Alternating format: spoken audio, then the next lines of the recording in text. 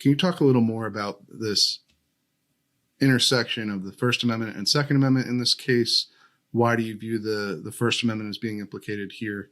Can you just explain a little bit more that rationale?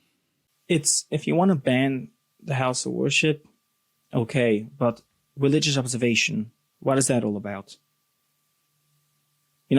Like when I was talking to the lawyers, I was like, nah, it must be a mistake. Like, they weren't thinking.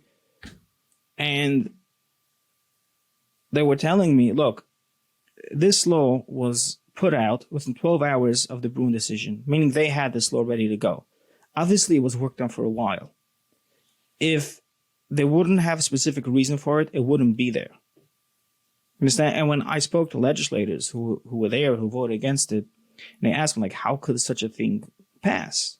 Like, this is, it's so blatantly unconstitutional on so many levels. And they were like, look, this is what happens when you have a supermajority and every single part of the process is controlled by them. So they have the ability to shove these type of laws down your throat. And again, they use emergency orders. I mean, some type of emergency, like whatever, to bypass the regular 3-day waiting period, so people can examine the law and make sure it makes sense and it's sensible.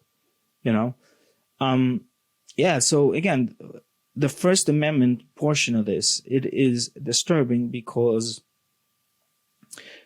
like a simple thing, like a shiva house, right?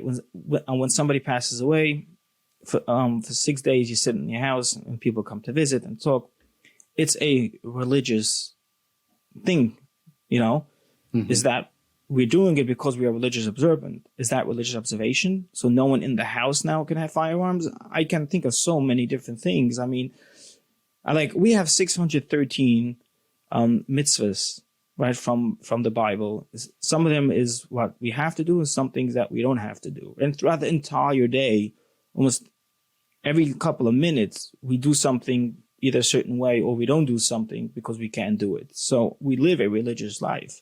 So do you view the law then as making you choose between your First Amendment right to practice these religious observances and your Second Amendment right to keep and bear arms? Correct.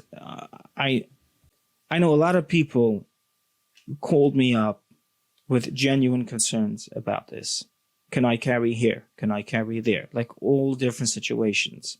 Like I have an office building and when I'm the owner,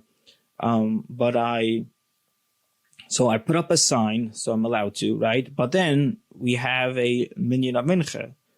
Like we have this every day at 12 o'clock at noon. We, people from the office building come together and we pray. What do I do then? Do I take it off? Do I leave it at my desk? And like all these like weird situations that people find themselves in, it's concerning to people. And some people tell me, like, ever since then, like, I don't carry my gun because I don't know.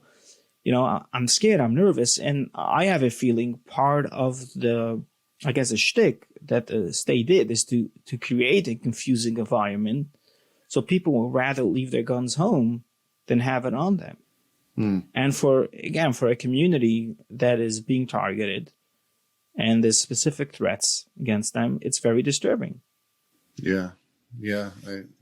I can't imagine, especially with the atmosphere, as you mentioned right now, with a lot of celebrities making anti-Semitic remarks or or pushing anti-Semitic viewpoints.